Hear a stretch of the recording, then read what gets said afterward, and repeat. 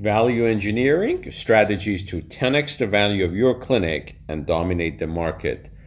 Part 11, Chapter 10, 10x the valuation. In previous chapters, we discussed strategic steps to increase the value of any healthcare business. These tactics not only will improve the current performance of any company, but it also adds to the investment value of a business. I define the investment value as the highest value an investor is willing to pay for a business, knowing the company faces a minimal risk in terms of business interruption, continues to attract new customers, and grows year after year profitably. The increasing valuation is a deliberate process, and it takes time. What is the shortest time it takes to improve the valuation? I have seen valuations significantly increase within just a few months. However, for the best results, I recommend a lead time about 18 months on average. It could take longer if the client has limited resources and tries to do everything independently rather than recruiting professional help from outside, and possibly shorter if outsourced. The time must not be the focus, but instead the quality of our actions, leading to improved performance and higher appraisal at the time we are ready to sell part of our entire business. In Chapter 2, I discussed firing yourself first. This tactic takes time for many clinical working founders. It is not just about showing an investor you are no longer the key provider, but you must be able to demonstrate the business is operating without you and the revenue is not affected over at least 12 months. In Chapter 3, I wrote about becoming an ultimate sales machine. Training individuals in communication mastery is something achievable in 12 weeks or less. However, implementing it and showing the results lags, and it will take some time. Just like any other new skills, teams need to be continuously coached and trained. The best companies make a recording of their teams in action, where it is legal, monitor and improve results weekly. To accomplish being an ultimate sales machine is a team process that takes time and dedication. In Chapter 4, I emphasize the importance of documentation and protection. This area is often where most practices struggle. For one thing, most providers are super busy dealing with the everyday challenges of running a business and lack enough human resources to document all processes, identify bottlenecks, improve the workflow, and correctly record it. Finally, legally protecting those necessary documents and having a creative team to polish these IP assets, getting it ready for a professional presentation, were also covered here. In Chapter 5 and 6, I discussed the importance of personal growth, developing leaders, development, and training. Again, this is a process that requires time and obviously cannot microwave leadership skills. The sooner we begin learning and implementing a company-wide skill development and empowering others to pursue a path of personal growth, the sooner higher dividends await us. In Chapter 7, I wrote about the need to measure performance and tweaking results. Establishing meaningful KPIs and expecting our people to follow actionable tactics to achieve targeted results cannot precede development and training. Without an effective training program already in place, a prematurely established KPI is a waste of resources. It will demotivate and frustrate teams. Therefore, this process takes time and is not something achievable in a short period. In Chapter 8 and 9, I spent a great deal of time discussing strategic partnerships' value. I pointed out that identifying a like-minded partner who also can benefit from this alliance and negotiating the terms requires time and can be a complicated process if you have never done it before. however, increasing its valuation through a strategy. Let me share with you one of my favorite growth strategies. I like to call it virtual partnerships, or VP, or ghost mergers.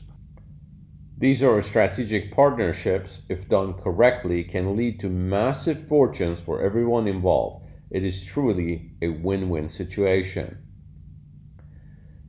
In VP, partners have a common objective of increasing their company's value and looking for some exit type. By taking the lead to identify and unite potential partners, each partner can add considerable valuation to the entire group.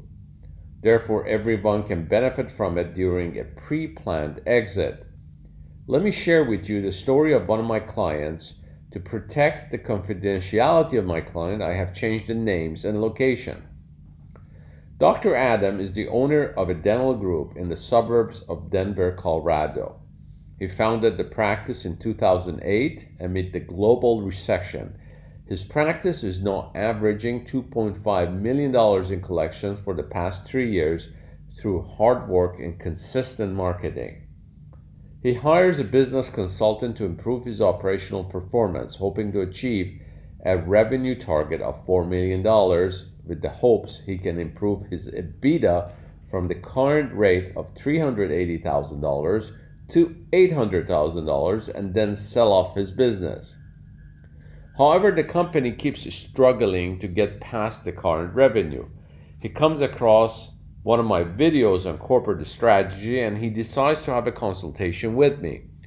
During the call, I explained to Dr. Adam how he can find other dental clinics willing to cash out part of their equity and build a series of alliances with shared resources. Dr. Adam and I come into a working agreement where I help him bridge the partners together in marketing, accounting, legal, supplies, training, and finding an investor who would be interested in our virtual roll-up. Within 6 months, Dr. Adam and I grow his revenue from $2.5 million to just under $8 million through consolidated accounting. I was able to show investors how they can increase the profit margins to nearly 31% after all of the clinics are formally and legally integrated. As of this book's writing, I'm negotiating 4 offers for Dr. Adam at an average of 8.5 times his EBITDA multiple. This high valuation means with no money ever exchanging between the strategic partners, an $8 million company is valuing near $13.4 million. Wow. This is the power of a strategic partnership if you know how to make a deal happen from the very beginning with an eye on the exit. Let me break this down for you, showing how these numbers are achievable. The chart illustrates how a company's value can improve when grouped and the higher the integration platforms among them. The higher the valuation assigned, leading to a higher selling price. It is the higher valuation that makes strategic partnerships or grouping so important. Professional investors know how to group businesses, create synergies, cut costs, make it more profitable, and resell their equity. However, this grouping occurs in a traditional M&A, where one company acquires another company's stocks or assets. In exchange, the target company is receiving cash, shares, or a combination. There is no exchange of stocks or cash at the onset in the virtual partnership, but it is only transacting when an investor is identified and is willing to buy the grouped companies. The VP mitigates the risk of post-merger integration, or PMI. It allows the lead consolidator of the practice to create synergy between the groups while identifying an investor without substantial financial commitment. Are these valuations possible in all strategic partnerships? No. The more integrated partners become, sharing more resources among them, the more concrete the foundation is, which is what professional investors seek. Another reason for a high valuation is also the investor's familiarity with the systems used to integrate practices. For example, many investors are comfortable with QuickBooks software or Dentrix as the dental management software. More commonly used platform methods make it more investor friendly, and thus there's less time and money spent on due diligence and conversions post mergers. In summary, strategic partnerships can achieve significant valuation where it may take generations to create the same value organically. With this awakened insight, the path of a strategic alliance guarantees to help you strengthen your company and provide you with much higher leverage in negotiating terms of transferring ownership, regardless of whether you decide to sell all or part of your business. Frequently asked questions. Question: how do virtual partnerships differ from traditional M&A? Answer: in VP, partners in a group decide to collaborate in a formal but not strictly legally binding agreement. This alliance allows partners to work together over time to achieve a common objective. It is completing different phases. For example, a group of orthopedic surgeons may decide to begin cooperating their marketing efforts during the first phase, followed by buying equipment and supplies, training, and development. This is the end of Part 11, Chapter 10. Please proceed to Part 12.